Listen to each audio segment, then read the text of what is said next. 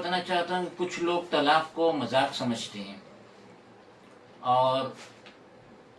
शायद मजाकपन में ही या इम्प्रॉपर नॉलेज के तहत वो 3 तलाक का फरमान जारी कर देते हैं। तो मेरी नज़र से टाइम्स ऑफ इंडिया का एक आर्टिकल गुजरा डेटेड 25 दिसंबर वेडनेसडे 2024 जो आपके स्क्रीन पे, जिसमें बताया गया है थाने में इश्यूज ट्रिपल तलाक नोटिस बाय पोस्ट बुक्ड। तो इतना बड़ा आर्टिकल है टाइम्स ऑफ इंडिया में जो ये है, जिसमें बताया गया है कि 30 साल का एक शख्स था और 28 साल की लड़की से उसने लास्ट ईयर शादी किया मई के महीने में, मगर मियाँ बीवी में कुछ डिस्प्यूट थी जिसकी वजह से दिसंबर के महीने में बीवी अपने मैके चली गई जो कि एरोले में था। और ये जो दूल्हे राजा है, इन्होंने 4 दिसंबर को 100 रुपए के स्टैम्प पेपर पे नोटरी करके 3 तलाक बाय पोस्ट अपनी बीवी को भेज दिया एरोली, जो 16 दिसंबर को मिला। और उसके बाद वो तलाकनामा मिलने के बाद स्टैम्प पेपर पे भी तो नोटरी, बीवी गई रबाले एमआईडीसी पुलिस स्टेशन और 23 तारीख को मंडे के दिन उसने वहां जाके अपनी एफआईआर रजिस्टर्ड करी। ड्यूटी ऑफिसर जो पीएसआई सचिन घोड़के वो कह रहे हैं कि हमें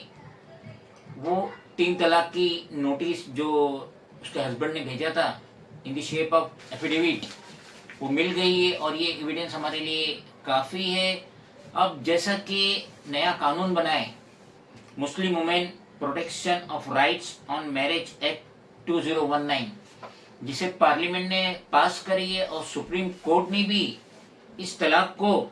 अनकॉन्स्टिट्यूशनल 2017 में डिक्लेयर किए, जिसके तहत ये आदमी पे 30 साल आदमी पे एफआईआर रजिस्टर्ड हो चुकी है और रबाले पुलिस स्टेशन ने उसे सम्मन भी भेज चुका है इंक्वायरी के लिए। यहाँ पे पुलिस इस औरत को बुला रहे हैं उसके स्टेटमेंट के लिए, लेकिन ये जो सज़ा इसमें जो 3 तलाक के ऊपर जो उसने एफिडेविट की शक्ल में तलाकनामा भेजा, तो उसमें जो सज़ा है वो 7 साल के नीचे, जिसकी वजह से ये आदमी अरेस्ट नहीं होगा। अलबत्ता उसको पूरा सहायता देनी पड़ेगी इन्वेस्टिगेशन में भी और कोर्ट में भी। Bharatiya Nagarik Suraksha Sanhita for cooperating with the investigation and proceeding in court, जिसके तहत यह आदमी अरेस्ट नहीं होगा, लेकिन बेक वक्त में स्टैम्प पेपर पे 3 तलाक लिख के अपनी औरत को जो इसने भेजा उसकी वजह से उस पे एफआईआर रजिस्टर्ड हो चुकी है। तो हमें भी समझ लेना चाहिए कि जो हमारी बीवियां हैं या शरीके हयात है वो कोई खिलौना नहीं है, और जब भी नाराजगी हो जाए या गुस्सा आ जाए और इस तरीके के हरकत नहीं करना चाहिए। तलाक तो वाक़ई हो जाएंगी, शरीयतन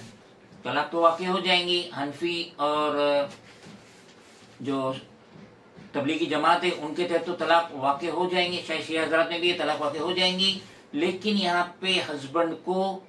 एफआईआर रजिस्टर्ड होंगी और भले ही अरेस्ट नहीं हो 7 साल की नीचे जिसकी सज़ा रहती है, नया कानून है बल्कि कई सालों से, लेकिन लोगों को मालूम नहीं है। जो भी क्राइम में अगर उसकी सज़ा जो पहले आईपीसी थी और अभी जो बीएनएस हुआ भारतीय न्याय संहिता 2023, तो अगर 7 साल के नीचे क्राइम की सज़ा है तो पुलिस उसे अरेस्ट नहीं करेंगी, लेकिन उसे फुल कोऑपरेट करना पड़ेगा अंडर भारतीय नागरिक सुरक्षा संहिता। उसके तहत उसे पुलिस को कोर्ट में फुल कोऑपरेट करना पड़ेगा। तो देख लीजिए, एक मिस्टेक ना सिर्फ तलाक वाक़ई हो गई बल्कि हस्बैंड पे एफआईआर भी रजिस्टर्ड हो गया।